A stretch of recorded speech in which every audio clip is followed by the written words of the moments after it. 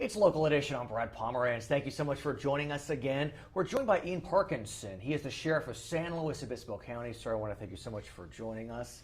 Different times, no doubt. We now know as a result of prison realignment passed by Sacramento earlier this year that you will have non-violent, non-sexual offenders actually being incarcerated in local jails. Tell us about that.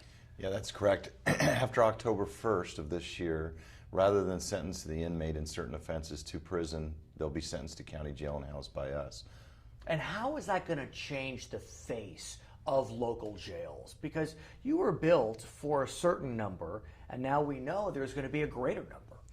Yeah, other than the overcrowding issues, which are very significant.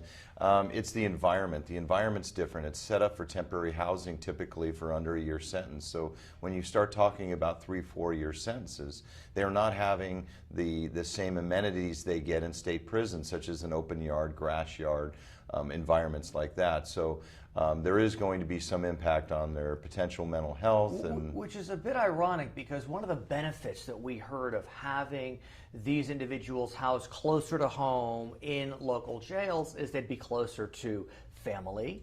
Any rehab programs they may participate in will be closer to home.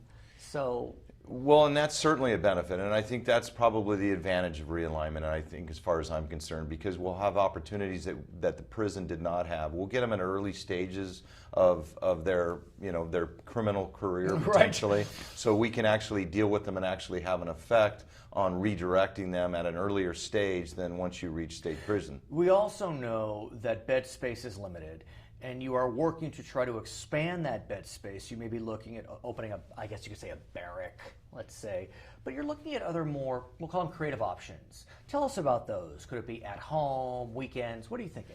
Yes, we'll look at increasing our home detention program, which is essentially putting an ankle bracelet on them to track them.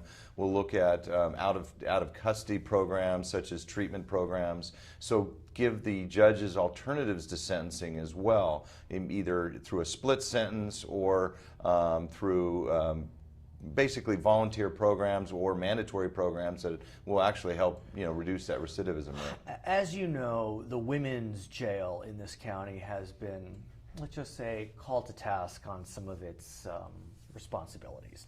That being said, there is an effort to either expand or build a new facility for the women's jail.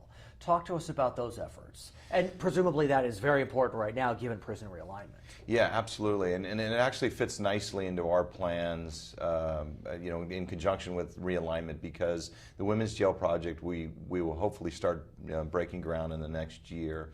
But really there's two components of the female jail. One is housing, which we desperately need. But the second is giving the opportunity for creating space to do programming, in custody treatment that we really haven't had the opportunity to do now. So it's really going to open the door, and this realignment is giving us a chance to kind of transition into that phase. So I want to disabuse our viewers of one notion, because I do believe that there's a sense that through prison realignment, prisoners are being released early or getting shorter sentences. Is that the case?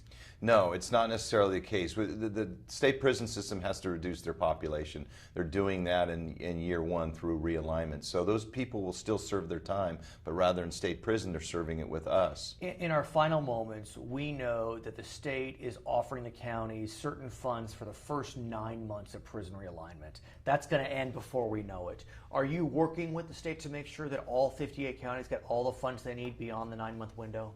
Yes, and that's the big concern from state sheriffs, and that's one of the things that Governor Brown has personally promised all of us, that he is going to seek the constitutional protections as of next November and hopefully give us some reassurance. Sheriff, thanks for joining us. I'm Brad Pomerantz. Back to HLN.